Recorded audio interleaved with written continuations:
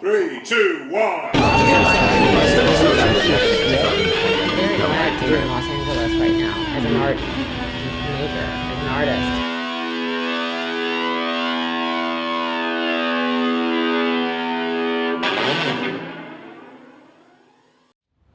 I'm here in Fremantle Arts Centre with Andrew Sunley Smith. You're originally from the UK. North Yorkshire originally. Tell us how you got here in Fremantle.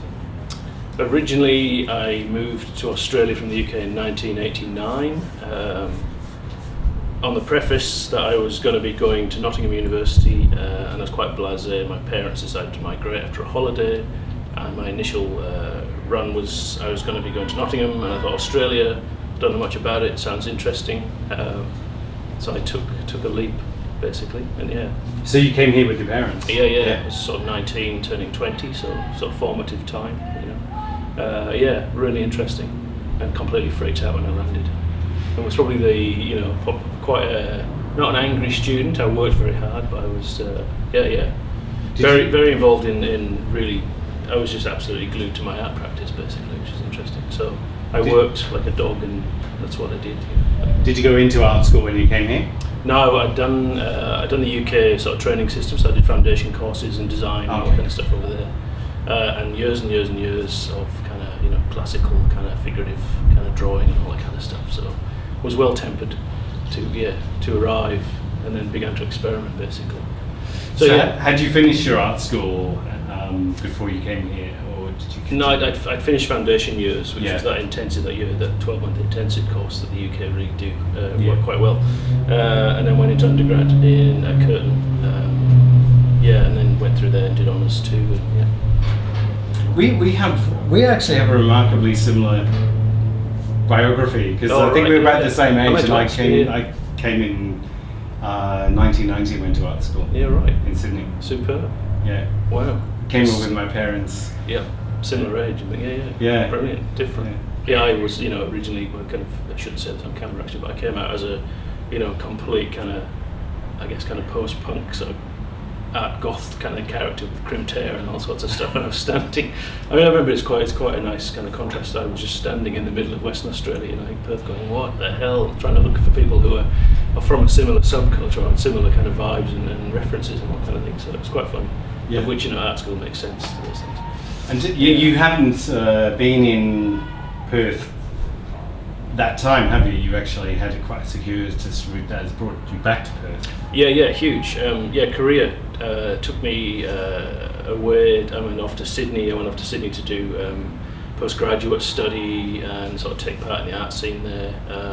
I started doing some really formative works in my honours year here, and then just found the trajectory was taking me sort of Sydney and then sort of Europe to connect to other artists that sort of had similar practices and similar textures in the work that I was really interested in. So I really kind of pursued active research. Like this thing about direct experience. I wanted to talk to other artists that were doing similar sort of quite experimental works like I was doing, and try and sort of contextualise what I was doing in Australia, which at the time people were wondering, was it art, and how to quantify it all, and that kind of thing. So that was kind of interesting. So yes, I went to postgrad in Sydney, and I mean in between this I've had a sort of push-pull relationship with institutions where I kind of go off and do other things sometimes and try kind of more kind of direct real life stuff, and then I've always tapped into institutions for teaching or education. Where did you go to in Sydney? COFA, yeah. Oh, you were in COFA? Yeah. Yeah, we have very similar, because I went and did my PhD in COFA. All right, super. Yeah. No way. Yeah, 96 to 2000. Classic. Yeah, right. I can't remember. Yeah. I think I was there 2003, 2004, and then I finished mine over when I was in Glasgow, so I did it remotely basically. Which is, yeah, that's fun. That's it's good. It's a good course actually. Yeah, formative and experimental, because it was very new for I think in the arts. Doctorate studies was kind of quite a new thing. So. Yeah, it was really new back then. I went through in the first batch. So the first batch that graduated was 2000. Yeah. What were you doing there? Were you working in?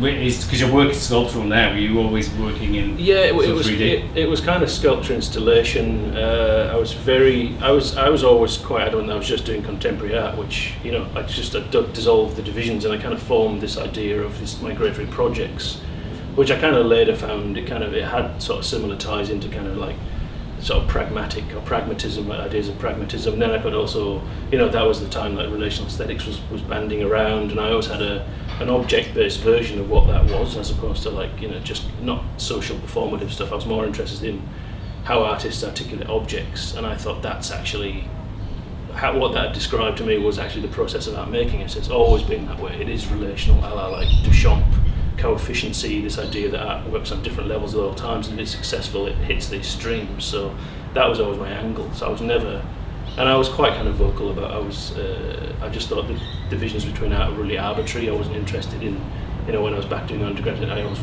went from department to department and tried different things, and I never even sort of, considered that there should be, but I suppose also, I guess in some sense I put the years in, so I tried to kind of train myself properly, so I was pretty okay on skills and all that kind of stuff, so I didn't, it allows you to think better, that sort of thing. What did you do in the intervening years between finishing your undergraduate at Curtin and picking up postgrad at Cover?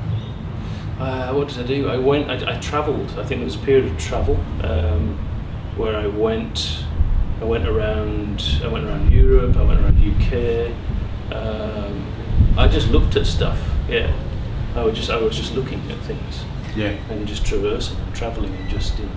Yeah, and I think I was also finding I wanted to redigest some things that weren't just institutional tenets, and it's kind of I was kind of interested in how things can get quite repetitive and things kind of laminate into similar fashions.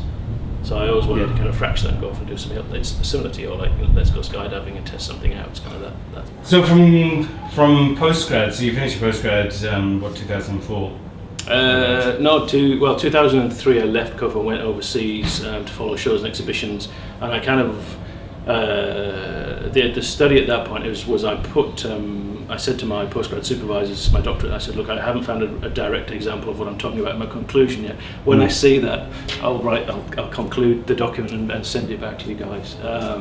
And I was doing this at the same time I was having shows and everything, so trying to do the whole lot at once was ginormous, because I had a really good opportunity where also from Sydney I was invited by a curator to go and show with Martin Creed years ago, which was kind of a biggie. I thought, wow, this is fantastic. And at the time it was just like, it was last minute stuff. It was very hard to get funding together, and a lot of people didn't really know who he was, and he was controversial.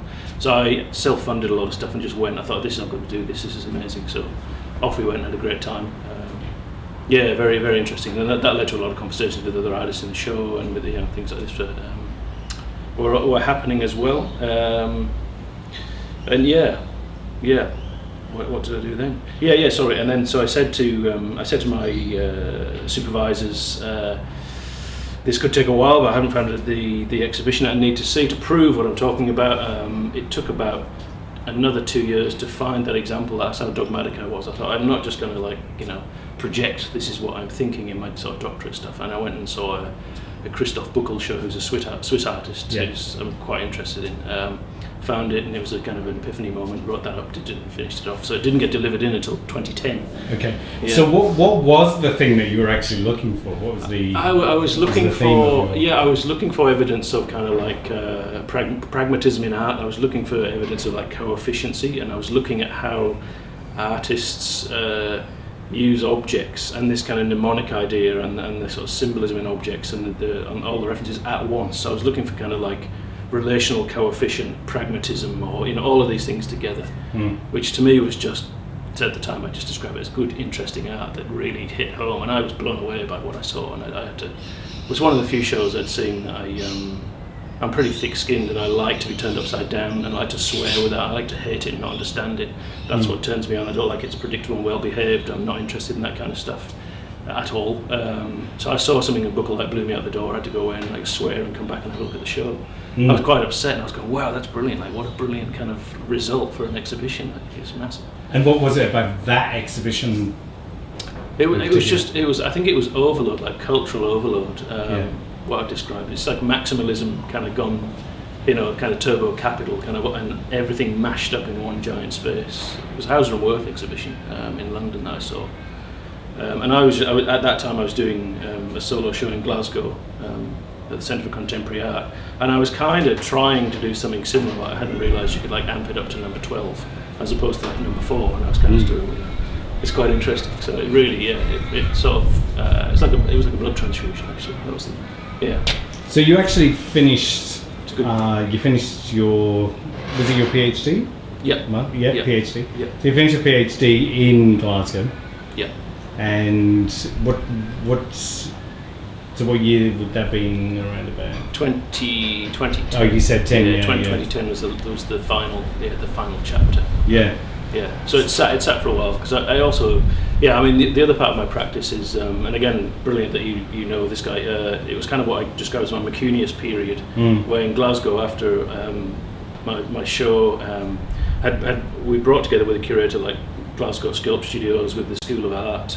And also with the Centre for Contemporary Art, put their directors together, and we had like a talk and symposium, and we managed to bring all these networks together, which strangely hadn't really conversed before, which was sort of interesting. It was all about ideas that I was doing in my exhibition. So there's lots of talks and everything else. So at that time I also, I was approached to kind of help Glasgow Sculpt Studios, where I'd been in production residency for 3 months to produce work for the show. They were going to get developed by a greater body that were going to put the rents up, and it was an artist-run initiative, grassroots, and everyone like pooled in their equipment, very socialist in a classic sort of Glasgow way. And they were basically going to get put out of business because they were going to get capitalised like crazy. I sound like a communist here. So I kind of thought, that's great, because I've done some project management stuff in Sydney and all sorts of different things as well. So I got involved in that for 2 years, and basically we sort of redesigned and rebuilt, and we sort of saved the studios basically, a group of Australian staff too. So I was integral in doing that. So that also took a chunk of my time, which also I thought that was worth putting the doctor on hold for, because that's serving an art community, and that's basically that was kind of the hub of the engine room of Glasgow essentially. So that was a massive one, and brilliant, a really beautiful job to do, and like fantastic sort of, one of the best production facilities I've seen in the world, and networks was just incredible, so brilliant. And when did you finally... I got some grey hairs out of doing that. When did you finally come back? So you came back from Glasgow to Perth? I'm terrible with time actually. I think it's about 2 years ago. Yeah. About 2 years. 2.5, somewhere around there. I think. And that was a long. There's a political wing to my project as well, where, just to quickly mention, and it's an issue which is interesting, and I'm still interested in how I voice and laminate these things into the work as well. But I got involved in a kind of a bit of a tussle with the kind of idiot border force, who were part of Theresa May's creative initiative, let's say, over a partner at the time who was coming to visit from Canada, who they'd assumed was going to work and blah blah. So complete madness, basically they ended up sending her out of the country, which was completely mad and unjust. And they were also attacking people from the art school, some quite well-known artists who were coming to do residencies, which is a key word for the border force. So in our culture we say residency means going to produce work. For them it meant living there and drawing a wage and all this kind of stuff. So lots of argy-bargy and madness, and fascism gone rife. So I ended up after a 2-year it changed my personality actually, proper thing, a real situation. And oddly at the time, I'd been talking, and Jimmy Durham is another artist that I knew from over in Europe, and I'd been doing a series of talks with him for Glasgow International and things, and I was just talking to him the week before, quite serendipitously actually, about the week before, regarding, he has issues, like that's why he lives in Europe from the Indian Wars, and he was talking about these things that go on, it's just horrendous, you wouldn't believe it happened. And then 3 weeks later I'm embroiled in this kind of process, going, oh my god. So after thousands of dollars were spent on some litigious stuff, I just I was in Australia, I completely got the shits. I was about to get weaponised, and I'm a very calm kind of guy, but it drove me. I thought, this is ridiculous. And it was also at the end of that kind of recession period in Brazil, so lots of tension and lots of xenophobia and a lot of racism, just a lot of crazy stuff going on. And I thought, this is, and I'd had the experience and the privilege of being, well, in my case, as odd and traumatic as migration can be, I'd had a sort of good position with that, so I kind of knew there was other places in the world to be, and gather ye passports. So I kind of had opportunities to shift. But at that time, I had an opportunity with my partner at that point to go to Canada, and I thought, bugger this place, let's do that. So Yeah, so I took off in a sort of, a reactive but kind of logical frame of mind, because I thought I don't want to be in a situation where I'm getting to the point where I'm going to kind of strangle somebody, somebody official. But it got to that point, so I thought that's interesting. And then moved to Canada from... Yeah, so I went to Canada on an interesting little journey, again with my classic interest in, and this is where I probably should show you a picture of, I had an interest in my practice spans back years to my migratory, about self-sufficiency, and I had this thing about functional objects and double function. So I ended up in this 2-year push where I'd said to my partner then I wanted to go kind of live as close to kind of the wilderness as we could and see if I could survive off grid and just test all this stuff. So I did that for kind of 2 years in minus 37 degree winters, and all you do is work, you just chop wood and you kind of get food, and so it was mostly self-sufficient. It was. We had it was on a 19 acres of land which we kind of rented off a landowner who brilliantly had kind of his patch of land was endemic species, so it was Canada as it was supposed to be before it was primarily settled. And I ended up planting a garden and everything, learned a bit of animal husbandry, and I learnt to smoke sausages with a friend's brother who I knew from years ago, who was also in Toronto, who travelled up to come and visit. So I ended up calling that my Walden, which is Thoreau, the Thoreau's book, which is quite interesting because there's an odd 2-year period similarity about living in a cabin and like pitting yourself against and finding out something else about your nature as well. And I thought it was nice. You're not dealing with like politics and fascism, and you're not having to get your head around that stuff. So it's actually you're integrating with things that really do matter and things that. So I did that to kind of recorrect the lens and get that sort of.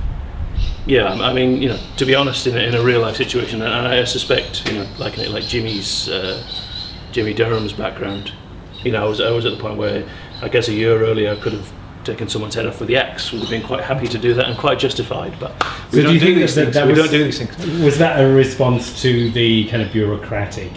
Absolutely, yeah. The brilliant way that the Brits and their bloody minded administrators have done that for centuries. It's that kind of So absolutely. Yeah. So there's only so much energy you can put into that, and then you just go around it. You kind of go bang, bang, bang, and then you just go around it. But it's been formative. It's very interesting, and I know we're in these tenuous times politically now and geographically. So that is some of the energy that's actually folded into the art practice too. Which is So it's been informed by some real things, and not just kind of representational kind of ideas or notions from. They're not just notions from art theory, but grounded firmly in, I guess, a concrete philosophical basis. So it's like how this stuff, because I think art is philosophy made manifest. That's one of my little statements. How we articulate it. That's what art's brilliant at. It's so I don't know. It's interesting. And so do you feel that compared to, for instance, when you'd left your undergrad degree, to how you think about art now, that it is much more, or how can I put this, does your art now much more take into account the aspects of personal experience? Yeah, absolutely. It's given me that kind of, because I always, my kind of overarching concept was migratory projects, about this, folding in of design and different things and ideas that might cross-migrate and cross-pollinate. And so strangely, because the focus on migration, I thought, well, that's, I can talk about the psychological landscape and the physicality and the economic side of all that stuff. I can deal with all that, and how to process these things. And but I never had that kind of real political side, which is interesting. And I thought that's a common, and I stood back away from what had gone on in the UK. And again, I had to leave a very secure and brilliant position, and all of my all the stuff that I kind of knew from I'd worked really hard to get. But it was worth it actually. And it folds that kind of that agenda in, I guess, thousands of people, probably not English speaking and not as articulate or possibly tenacious and dogmatic as I can be with that kind of stuff. Well, not that I choose to, but if you push into a corner, you've got to do something. That's kind of mad. It sort of gave that kind of reality, and I thought, there's a lot of people behind me that never even got the chance to kind of stick up for themselves or fight for somebody else and all that kind of stuff. So it's all going on. So so I think it's informed the practice in a way that I'm still learning to kind of like to hone and kind of work out how that functions, which is a challenge, which is great, So when recently the Brexit vote happened. Oh yeah. That another stroke of genius. But, yeah. That probably was something that you were. Yeah, you could not that you could. I couldn't. Yeah, you couldn't. I saw that coming. I saw this kind of this uprising. I was like, I think 6 or a good. Yeah. I mean, you could see it. You could see this kind of this anti-expansiveness, this reduction coming back, the resistance to kind of Polish migrants, Romanians coming in, and this kind of backflow. So you could see that it was going to allow for a certain state of it's fascism. It's fascism at work. And I mean, that from Britain. You remember like the 70s and all this kind of crazy kind of all of that stuff just again repeating. And I'm like, oh my God, so quite bizarre, Yeah, and one thing I do like, about the UK is people dig in, I suppose. They dig in and defend their stuff, which is how we're all raised. It's sort of interesting. Especially in Wales and Yorkshire, we know this stuff. It's like, it's a thing. Yeah, so interesting.